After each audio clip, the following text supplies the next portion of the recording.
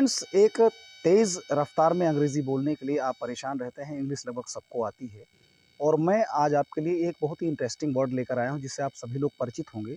ये है सिंस, है ना? इसका यूज़ जो है सारे बच्चे, बड़ा प्यारा-सा वर्ड है ये। और इसका आप यूज़ करते हैं परफेक्ट कंटीन्यूअस टेंस में। आपने देखा होगा, चाहे प्रेज़ेंट परफेक्ट कंटीन्यूअस हो, चाहे वो पास्ट परफेक्ट कंटीन्यूअस हो, चाहे वो फ्यूचर परफेक्ट कंटीन्यूअस हो। तब करते हैं जब कंटीन्यूअस टेंस में समय भी दिया रहता है। जैसे कि मैं 5 साल से पढ़ रहा हूँ, है ना? या मैं 3 महीने से पढ़ रहा हूँ, या मैं 3 घंटे से पढ़ रहा हूँ। तो से के लिए आपने देखा होगा फॉर और सिंस का प्रयोग करते हैं। तो बच्चे वहीं पर जानते हैं कि सिंस का यूज़ हम परफेक्ट कंटीन्यूअस में पढ़ा है हमने, है ना? सिंस का यूज़ से के लिए, ठीक? लेकिन इस सिंस का कई यूज़ होता है। हम आपको बताते हैं, क्योंकि ग्रामर की दुनिया बड़ी भयानक है। और ग्रामर बहुत ही, ये समझिए, जो नॉलेज हम स्कूल में ग्रहण करते हैं और जो वहाँ पर हमें नॉलेज ग्रैब होता है, वो समझिए कि कुएँ का पानी के बराबर है। और ये जो ग्रामर पढ़ाना होता है, ये पूरा समंदर जैसा होता है। मतलब तैरते रहो, तैरते, उसका अंत नहीं है। लेकिन एक बात ज़रूर है कि जिसको भूख होगी, प्यास होगी नॉलेज के लिए, वो ज़रूर पढ़ेगा। और आप जैसे लोगों के लिए बहुत ज़रूरी, जो लोग इसको देख रहे हैं। तो टॉपिक पर आते हैं और इस सिंस का यूज़ देखते हैं। इसके एक पहले वीडियो में तो ये बताऊँगा आपको, ठीक है?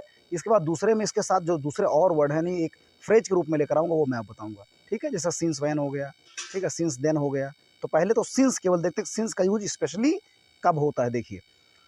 तो सिंस का जो यूज़ हम करते हैं वो एडवर्ब में करते हैं। पहला जो हम एडवर्ब में यूज़ करते हैं, एडवर्ब आपको मतलब है ना कि क्रिया विशेषण, या जो हमारा मोड ऑफ एक्शन बताता है, किस तरह से काम किया जाता है, वो होता है। तो देखिए, जब एडवर्ब में सिंस का प्रयोग होगा, तो आपने देखा होगा इसमें से का यूज़ आता है ना, तो यहाँ पर से अब तक हो जाएगा, केवल से नहीं होगा।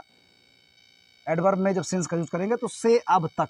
तो जब आपको कहीं से अब तक बोलना हो, जैसे कि जब से मैंने तुम्हें देखा है, तब से मैं परेशान हूँ, या मैं जब से उससे मिला हूँ तब से परेशान हूँ, इस प्रकार से। तो देखिए, पहला सेंटेंस मेरा है, एग्जाम्पल सेंटेंस आप समझ पाएंगे। आई हैव नॉट सीन हिम, मैंने उसे नहीं देखा है, सिंस मंडे, यानी मंडे से अब तक। मंडे से अब तक मैंने उसे नहीं देखा है, या जनवरी से अब तक मैंने उससे मुलाकात नहीं की है, या सुबह से अब तक मैं उसके पास नहीं गया हूँ, या 3 दिन से अब तक उसका कॉल नहीं आया है। तो इन सारे सेंटेंसेस में से अब तक के लिए सबसे बढ़िया सेंटेंस बनता है। आप आधा बनाना जानते हैं, आधा क्लियर कर लीजिए। देखिए, I have not seen him, ये आपको पता है प्रेजेंट परफेक्ट टेंस है, मैंने उसे नहीं देखा है, ये आप बना ही लेते हैं। अब सोमवार से अब तक या मंडे से अब तक, तो क्या करेंगे, सिंस मंडे, हो गया clear. I have not seen him since Monday, यानी मंडे से अब तक। तो मंडे से अब तक ले, मंडे के ठीक पहले आपको सिंस लगा देना, हो गया मंडे से अब तक। दूसरा सेंटेंस देखते हैं। You did not meet me, you did not meet me, तुम मुझसे नहीं मिले, सिंस संडे, संडे से अब तक, तुम मुझसे संडे से अब तक नहीं मिले। आगे, अब देखिए, जब सिंस का हम यूज प्रेपोजिशन में करते हैं, प्रेपोजिशन में यानी दो सेंटेंस जब जोड़ता है। प्रेपोजिशन क्या होता है, दो वर्ड को या दो सेंटेंस को जोड़ता है। देखिए, तो सिंस का यूज प्रेपोजिशन में कैसे होगा, सेंटेंस एग्जांपल्स देखते हैं।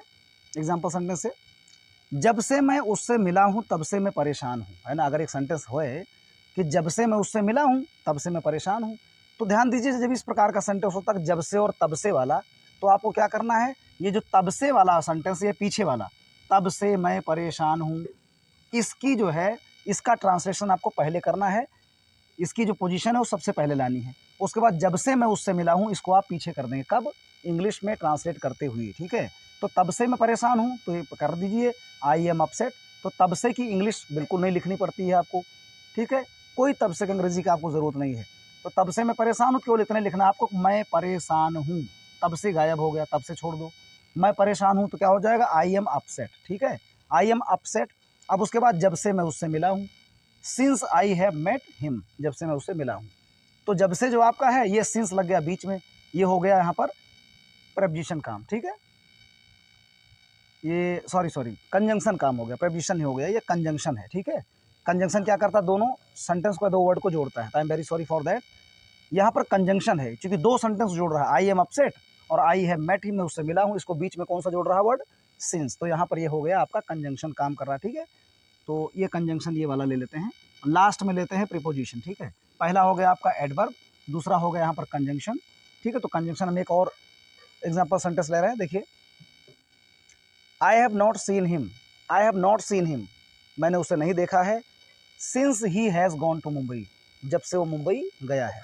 तो जब से वो मुंबई गया है तब से मैंने उसे नहीं देखा है, ठीक है। तो जब से वो मुंबई गया है तब से उसे मैंने नहीं देखा, या तब से उसे मैंने नहीं देखा जब से वो मुंबई गया है। तो I have not seen him, मैंने तब से उसे नहीं देखा है। Since he has gone to Mumbai, जब से वो मुंबई गया है। तो तब से कि आपको अंग्रेजी नहीं लिखना है, केवल यही लिखना है आई हैव नॉट सीन हिम, मैंने उसे नहीं देखा है। इन तब से नहीं लिखना है, तब से मैंने उसे नहीं देखा है, मैंने उसे नहीं देखा है। और जब से वो मुंबई गया, तो जब से के लिए आपको सिंस यहाँ बीच में लगा देना है। तो आपको ध्यान देना है जब से के लिए, ठीक है। तो जब से बीच में लग गया, हो गया कंजंक्शन, 2 सेंटेंस उसने जोड़ दिया। तो यहाँ पर एक कंजंक्शन का भी काम करता है, ठीक है, बहुत आसान है। और आखिरी में बच जाता है हमारा प्रेपोजिशन। तो प्रेपोजिशन आपको जैसे मैंने बताया कि 2 वर्ड या 2 सेंटेंस जोड़ता है, ठीक है। तो ये देखिए, नहीं, ये प्रेपोजिशन क्या करता है, ये स्थिति बताता है ना। ये किसी एक नाउन प्रोनाउन की दूसरे नाउन प्रोनाउन के साथ में स्थिति पोजीशन बताता है, क्या पोजीशन इसकी है।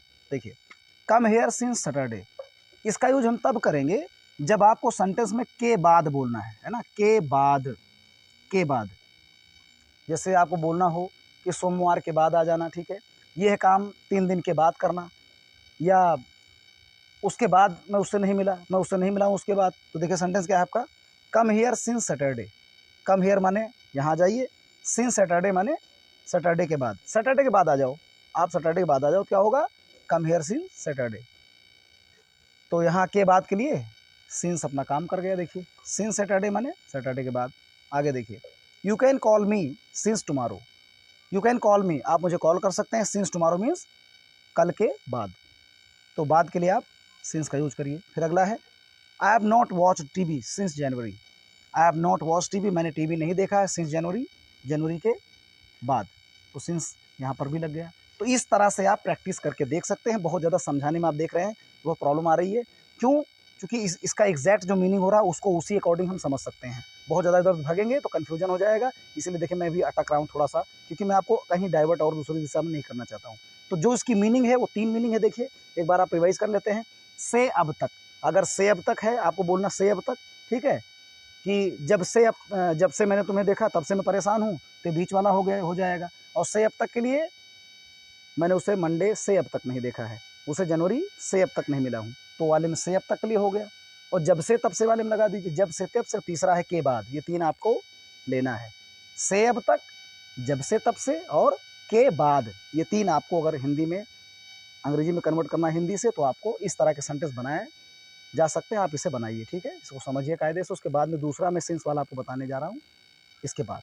अभी आप इतना ही क्यों समझिए, चूँकि थोड़ा-थोड़ा समझेंगे तो आपको ज़्यादा समझ में आएगा, और प्रैक्टिस करते रहेंगे। ज़्यादा समझाने में प्रॉब्लम होती है, और वाक़ई मैंने जितना भी देखा कि वो बड़े-बड़े वीडियोज़ हैं, लोग ऊब जाते हैं। पहले-पहले लोग बनाया करते थे, लेकिन ज़रूरी नहीं, छोटे वीडियो समझ में भी आता है। भले इसके 2-3 वीडियो और आपको बढ़िया बना कर दिया जा सके, लेकिन छोटा-छोटा कटिंग होना चाहिए, मेरे ख़्याल से ज़्यादा बेहतर होता है। तो आई थिंक आप समझ गए होंगे। आप इसे एन्जॉय कीजिए, इससे नॉलेज लीजिए और बढ़िया सा प्रैक्टिस कीजिए। तब तक तैयार हो जाइए अगले सेशन के लिए। Thank you for watching this video.